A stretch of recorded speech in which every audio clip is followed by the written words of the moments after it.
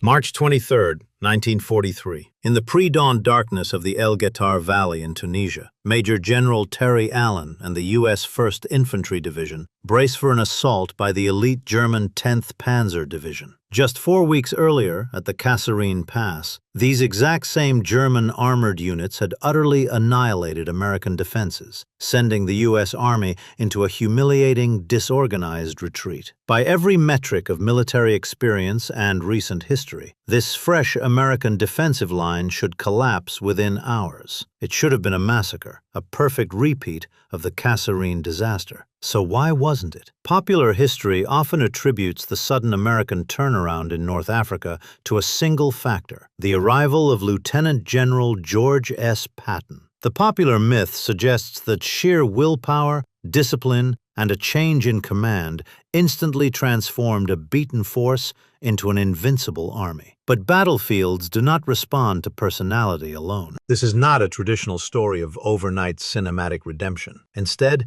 it is a grounded look at how a shattered military institution actually absorbs a humiliating defeat and violently rewrites its tactical doctrine in a matter of mere weeks. Stripping away the post-war legends, the reality of the first major American victory against elite German armor was far from glamorous. It was a grim, mechanical, and deeply methodical process of institutional learning, driven by surviving officers who realized their pre-war manuals were practically useless against the Wehrmacht. The lingering question is one of operational speed. How exactly did an inexperienced, recently battered army manage to engineer a defensive framework capable of stopping the world's most seasoned tank commanders dead in their tracks? To understand the mechanics of the fix and the harsh lessons that made it possible, we first have to look at the exact nightmare they inherited. In late February 1943, the United States Second Corps was an organization in profound operational shock. The catastrophe at Kasserine Pass had not merely broken units, it had shattered the foundational confidence of the American fighting doctrine. Before the war, planners in Washington had envisioned a highly mobile, aggressive approach to anti-tank warfare. The official manual called for independent tank destroyer battalions to act as high-speed hunters. Their core philosophy was embodied in a single aggressive motto: seek, strike, and destroy. If a mass of enemy armor broke through the lines, these fast, lightly armored vehicles were supposed to rush directly to the sector, aggressively flank the enemy, and annihilate them in the open field. The reality in the Tunisian desert proved instantly lethal to this theory. At Kasserine, American tank destroyers, primarily consisting of the M3 gun motor carriage, essentially an unarmored half-track mounting a World War I-era 75mm field gun, attempted to execute this open-field hunting doctrine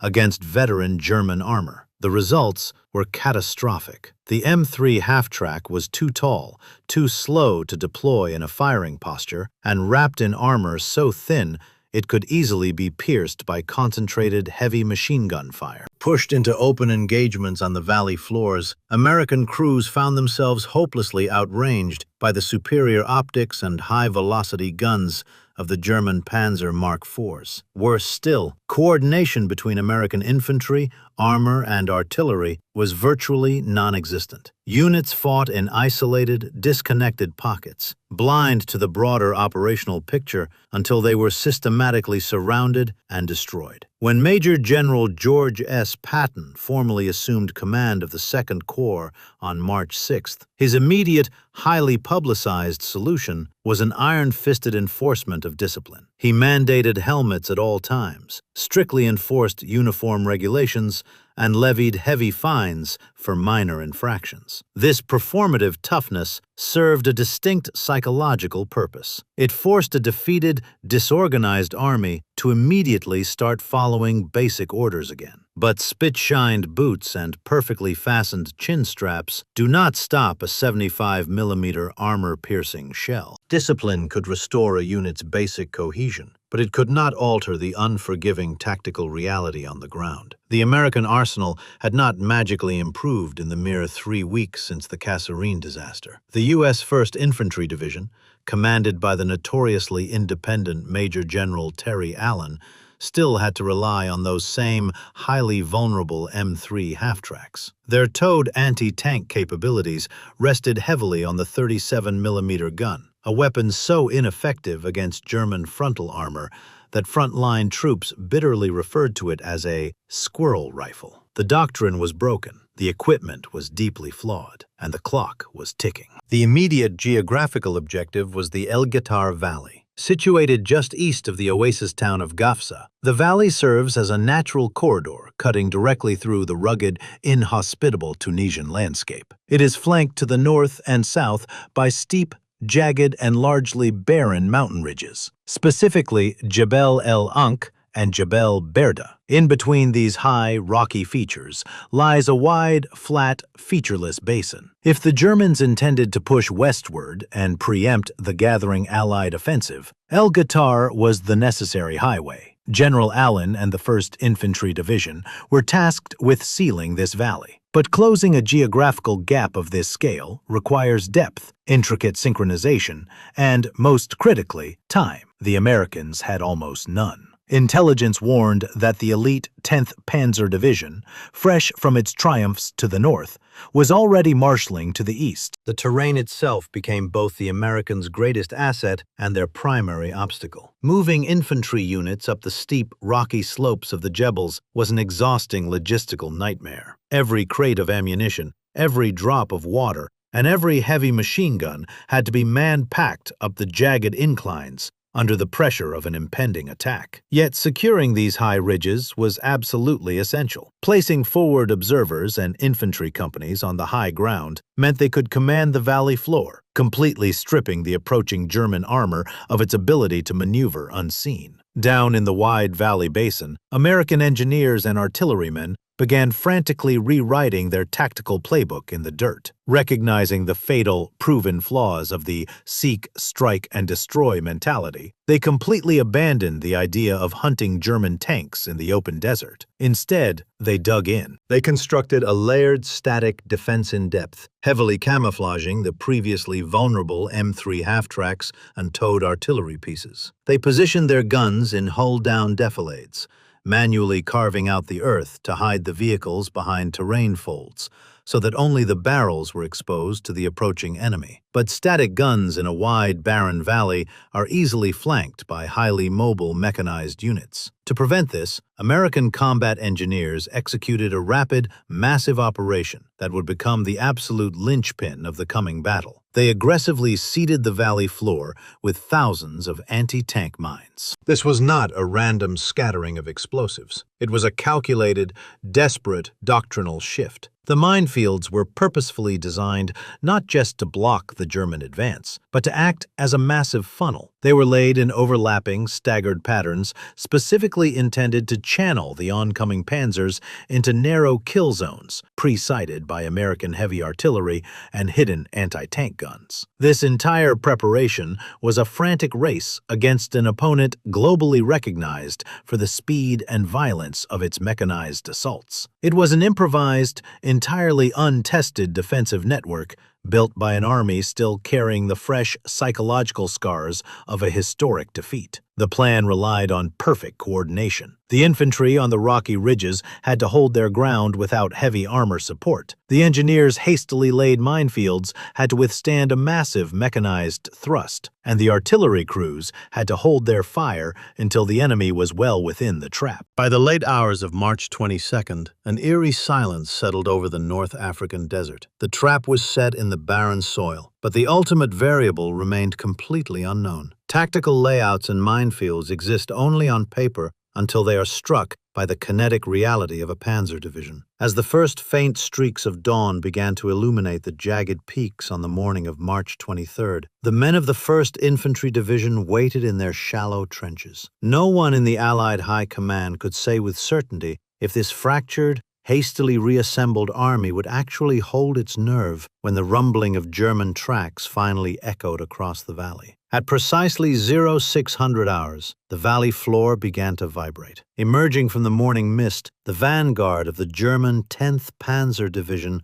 rolled westward into the El Guettar Basin. Over 50 tanks, heavily supported by armored personnel carriers and self-propelled artillery, formed a massive steel wedge aimed directly at the center of the American positions. Inside the command vehicles, German officers operated under a deeply ingrained and historically proven assumption. Just weeks prior, this exact formation of Panzer IIIs and long-barreled Panzer IVs had effortlessly carved through U.S. defensive lines. They fully anticipated another brittle American front. The expectation was a brief, chaotic exchange of fire, followed by the familiar sight of a disorganized, panic-stricken retreat. But as the lead elements pushed deeper into the barren flats, the doctrine of rapid mechanized warfare suddenly collided with the reality of a deeply entrenched defense. The advancing panzers did not encounter panicked American tank destroyers rushing out to meet them in a doomed open-field engagement. Instead, the desert floor itself detonated. The German vanguard had driven directly into the invisible wall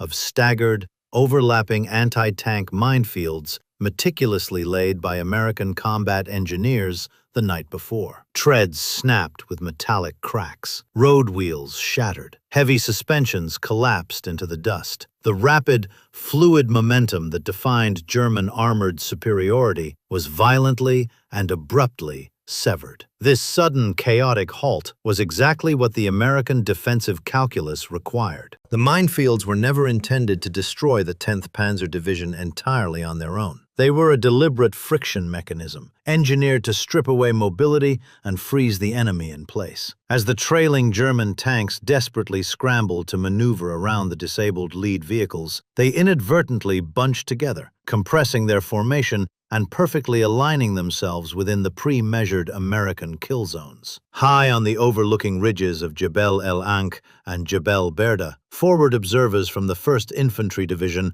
watched the trap close and spoke into their field radios. They did not need to frantically guess at target coordinates. The firing solutions had been mathematically locked in hours earlier. Miles behind the front line, massed batteries of 105mm and heavy 155mm howitzers unleashed a synchronized barrage. The sky tore open over the valley. High explosive shells rained down with punishing, clinical accuracy, specifically saturating the congested bottlenecks created by the minefields. Down in the basin, the heavily camouflaged M3 tank destroyers and 37mm anti-tank guns dug deep into their hull-down defilades, finally revealed their positions, adding a relentless crossfire of direct armor-piercing rounds to the mathematical storm of plunging artillery. For the first time in the North African campaign, a massive German armored thrust had been completely paralyzed by a static American line. The Kasserine-style breakthrough the Germans anticipated was dead. But the 10th Panzer Division was a highly experienced elite organization. Trapped between a relentless artillery barrage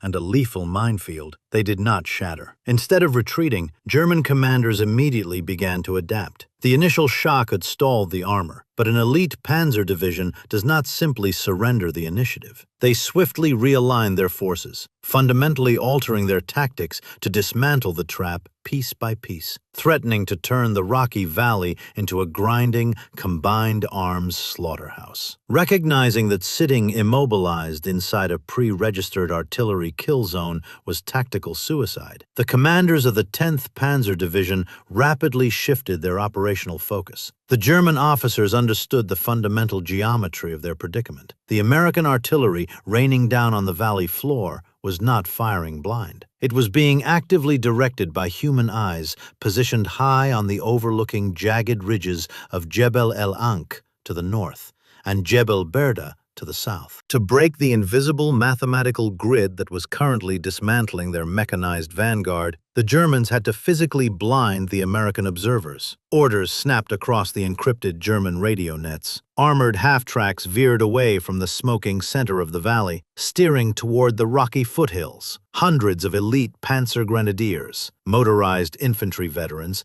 who had spent years perfecting the art of combined arms maneuver, dismounted into the dust. Armed with MG-34 machine guns, submachine guns, and a wealth of combat experience, they began the grueling, near-vertical ascent up the sun-baked, treacherous slopes. Their objective was simple: infiltrate the American high ground, sever the communication lines, slaughter the forward observation teams, and roll up the flanks of the U.S. 1st Infantry Division. What followed was a brutal, fragmented, and exhausting struggle, far removed from the sweeping, high-speed tank charges that had defined the early years of the Desert War. This was savage, close-quarters infantry combat fought among boulders, wadis, and steep ravines. But as the German infantry probed the ridgelines, expecting to find the same brittle, easily panicked American conscripts they had routed at Kasserine just weeks prior, they collided with a fundamentally altered enemy. Major General Terry Allen's 1st Infantry Division had used the previous night not just to dig in, but to meticulously interlock their fields of fire. The Americans did not panic. When the German infantry attempted to slip through the narrow defiles, they were met by concentrated, disciplined volleys of M1 Garand rifle fire, heavy machine guns, and cascading mortar shells. The American infantrymen anchored themselves to the rock. They fought isolated, squad-level engagements, holding their ground even when German infiltration teams managed to bypass their forward positions. Platoon leaders, rather than waiting for centralized orders that might never come, took localized initiative, plugging gaps and shifting heavy weapons to counter the German thrusts. Crucially, the American forward observers, the prime targets of this entire infantry assault, refused to abandon their vantage points. Huddled behind rocks, clutching their bulky field radios, these relatively junior officers continued to calmly transmit coordinates down to the fire direction centers in the rear, even as German mortar rounds splintered the rocks around them. The high ground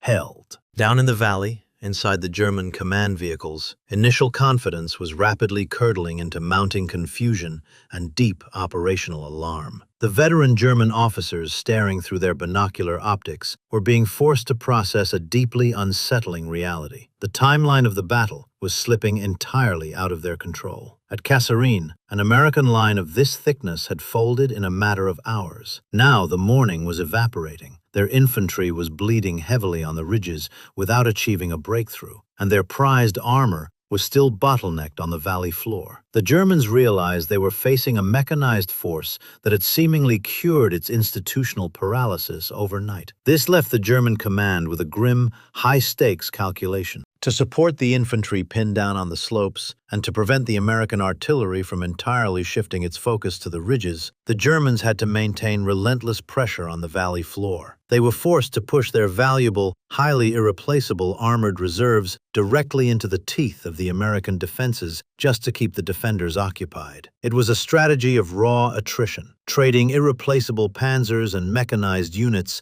to buy time and operational space. As the morning dragged toward noon, the valley became a graveyard of burning machinery. German recovery vehicles desperately attempted to hook tow cables to disabled tanks under continuous artillery fire, dragging whatever chassis they could salvage back out of the kill zone. By midday, recognizing that the current piecemeal approach was simply feeding men and machines into a meat grinder, the 10th Panzer Division signaled a temporary withdrawal. The surviving armor reversed out of the immediate artillery envelopes, pulling back to the eastern edge of the basin to refit, refuel, and reevaluate. A tense, suffocating lull fell over the Guettar Valley. The silence was punctuated only by the crackle of burning fuel and the distant, sporadic pop of sniper fire from the ridges. For the American troops waiting in the shallow trenches and sweltering half-tracks, this pause carried an immense psychological weight. They had survived the morning. They had bloodied an elite Panzer Division. But every man in the 1st Infantry Division knew the reality of German armored doctrine. A withdrawal was not a retreat. It was merely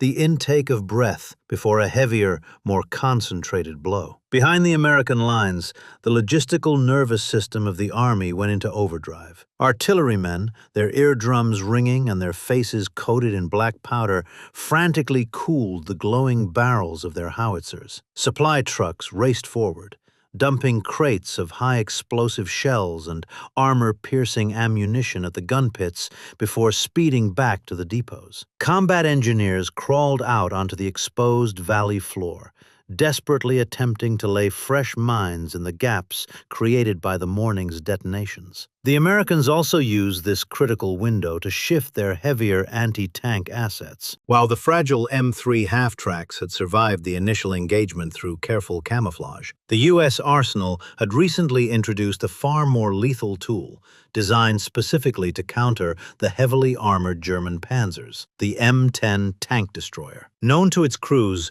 as the Wolverine, the M10 was built on a modified Sherman tank chassis, featuring sloped armor and an open-top turret housing a high-velocity 3-inch gun. Unlike the desperate open-field charges attempted at Kasserine, the American commanders at Guettar deployed these M10s strictly according to the new, hard-learned defensive doctrine. The tank destroyers were driven into deep, pre-dug defilades on the reverse slopes of small terrain folds. The drivers carefully positioned the vehicles so that the hull was completely shielded by the earth, leaving only the gun mantlet exposed to the eastern horizon. The crews locked in their firing arcs, calculated the distances to prominent terrain features, and waited in the suffocating heat of their steel compartments. At approximately 16:45 hours, the horizon began to blur beneath a massive wall of dust. The 10th Panzer Division was returning, and they had abandoned all pretense of subtlety. Having failed to infiltrate the flanks, the German command opted for the blunt instrument of sheer kinetic mass. Forming up in a wide, imposing phalanx, a second wave of German armor, heavier,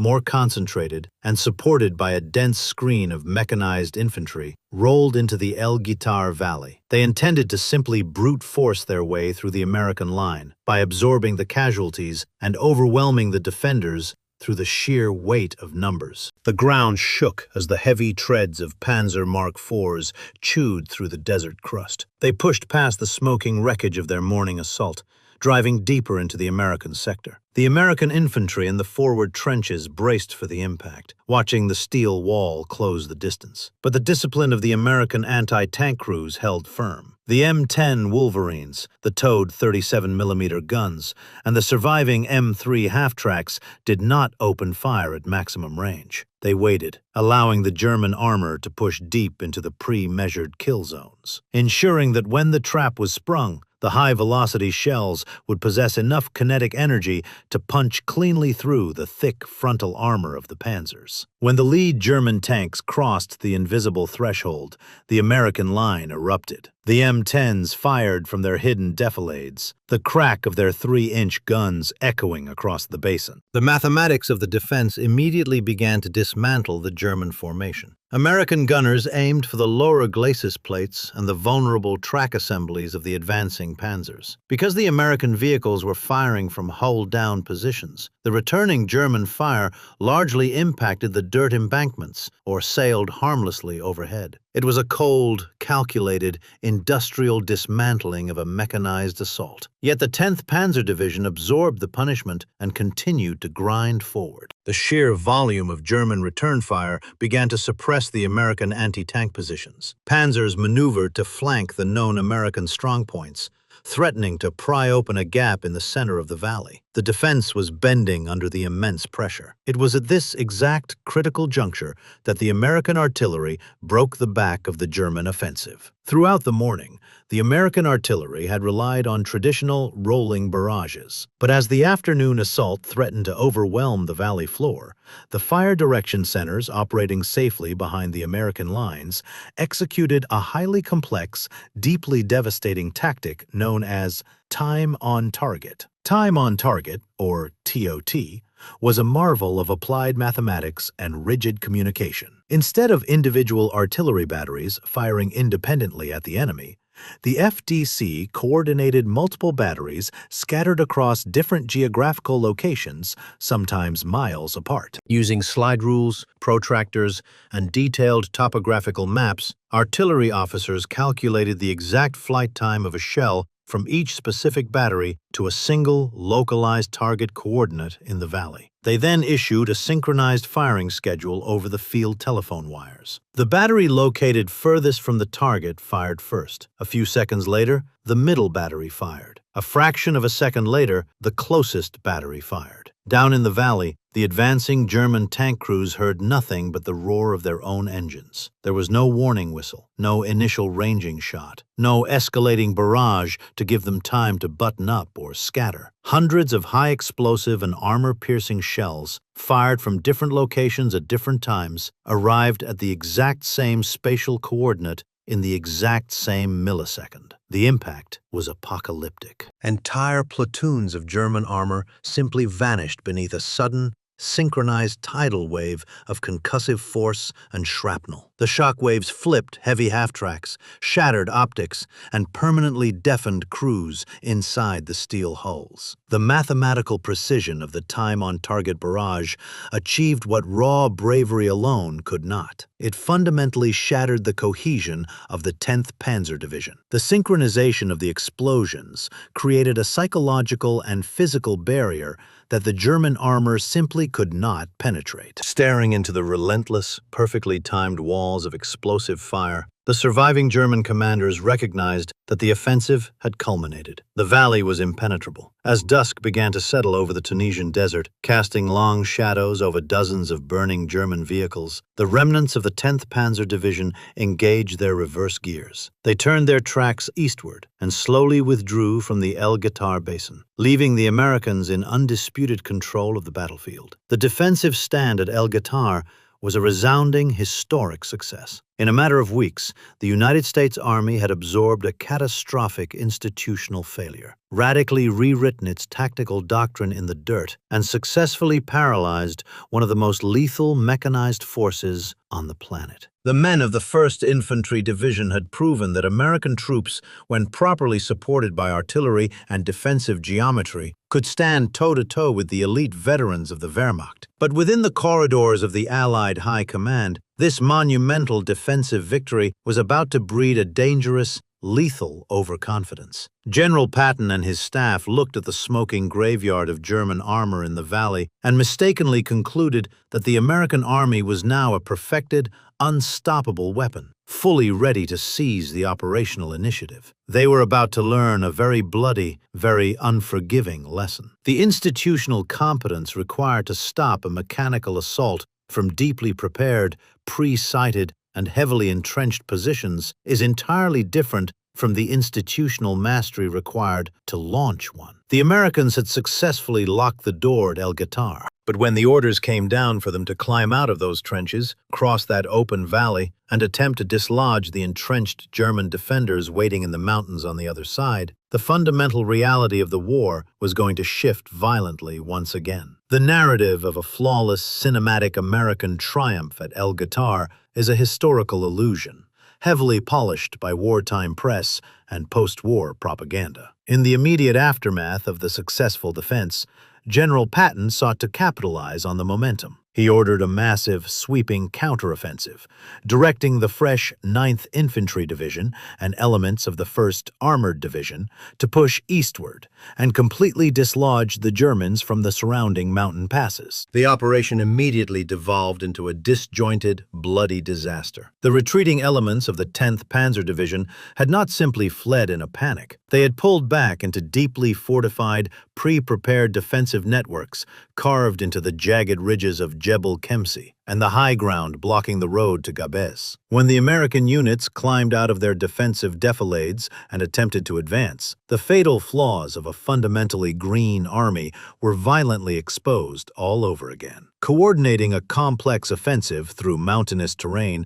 requires flawless, dynamic synchronization between infantry, armor, and mobile artillery. The Americans quickly realized this was far beyond their current institutional capabilities. Without the safety of pre-calculated static kill zones, communication rapidly broke down. American tanks advanced without adequate infantry screens, driving straight into hidden anti-tank nests and newly laid minefields. Meanwhile, American infantry battalions attempting to scale the rocky slopes found themselves pinned down by interlocking machine gun fire, desperately calling for artillery support that arrived late, inaccurate, or not at all. For days, the follow-up assaults bogged down into a series of isolated, uncoordinated frontal attacks that produced heavy casualties but almost no territorial gains. The harsh reality was undeniable. Defensive competence did not equal offensive mastery. The United States Army had learned how to hold a line,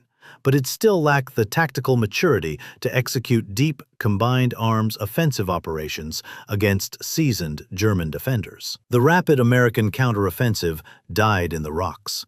What should have been the final decisive blow of a great strategic turnaround instead transformed a clean defensive victory into a grueling, static nightmare of attrition, trapping both armies in a bloody stalemate where neither side could move. With the offensive completely stalled among the rocks, the confrontation devolved into something far more primitive. The true climax of El Guettar arrived not in a glorious sweeping maneuver or a decisive tactical stroke, but in a grueling, grinding war of attrition. Both armies simply locked into position, their sole remaining objective to batter the opposing force into absolute physical and psychological exhaustion. Up on the sun-baked, barren slopes of the surrounding mountain ridges, American infantrymen found themselves violently pinned down. The very terrain that had provided their initial advantage now acted as a jagged prison. The solid rock offered only marginal cover against the relentless barrage of German artillery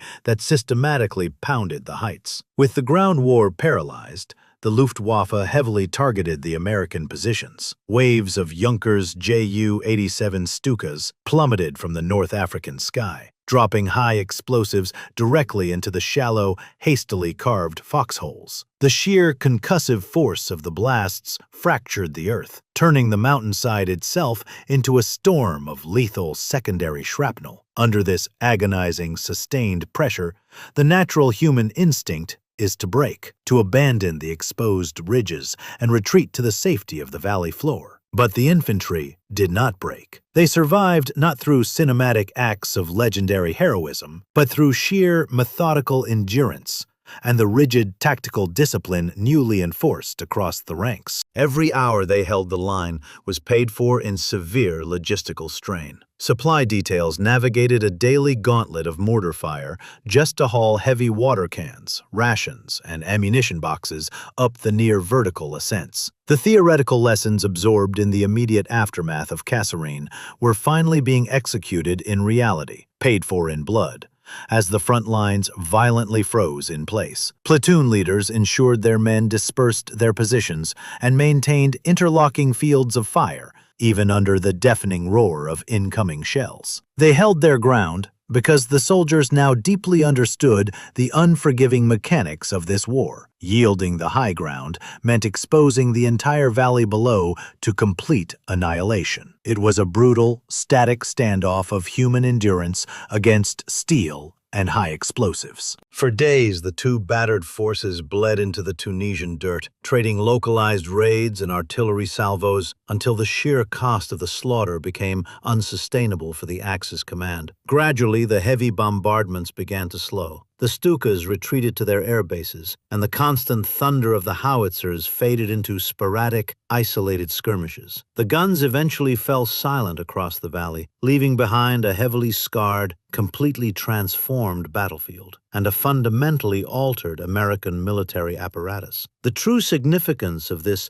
altered military apparatus emerged not in miles of territory gained, but in the brutal, mechanical arithmetic of the battlefield. The United States Army had not magically transformed into a flawless juggernaut overnight. Their offensive capabilities remained clumsy, uncoordinated, and deeply flawed, costing them heavily in the Tunisian rocks. But the static defense that had bled the 10th Panzer Division to a complete standstill proved something far more dangerous to the German High Command. It proved that the American military possessed a ruthless, accelerated institutional capacity to learn from failure, adapt its tactics, and survive. In just 4 weeks, a shattered command structure had violently discarded a broken pre-war doctrine, replacing suicidal open-field tank hunting with a highly synchronized defensive geometry. El Guettar validated a new combined arms reality. the absolute necessity of integrating funneling minefields, disciplined infantry anchored to the high ground, and the overwhelming precision of massed artillery. The Americans had engineered a mechanized trap that entirely stripped away the mobility of the German panzers, forcing elite veterans into a grinding war of attrition they could not win. This forced a profound shift in global perception. Before March 1943, Axis commanders comfortably viewed the United States Army as an irrelevant, poorly led militia, the undeniable weak link of the Allied coalition. Kasserine had heavily reinforced that prejudice, but the smoking husks of Panzer Mark IVs littering the Guettar basin permanently erased that illusion. The Wehrmacht could no longer rely on American panic or doctrinal incompetence to win their battles. They were now facing an industrial superpower, rapidly mastering the cold, clinical application of modern warfare. The bloody standoff dictated a grim new reality for the Axis forces. The road to Berlin was still years away, and it would demand unimaginable sacrifice. But the fundamental math of the Second World War had irreversibly changed. At Guettar, the United States Army did not suddenly learn how to win the Second World War flawlessly, nor did they completely erase the deeply ingrained tactical flaws that would continue to cost them dearly in the grueling months ahead. The brutal stalemate in the Tunisian mountains proved that true offensive mastery was still a distant, blood-soaked objective for the inexperienced American forces. But as the smoke cleared over the shattered remains of the elite 10th Panzer Division, one undeniable threshold had been crossed. Through rigid discipline, applied defensive geometry, and the unforgiving synchronization of massed artillery, they had finally learned how to stop losing it.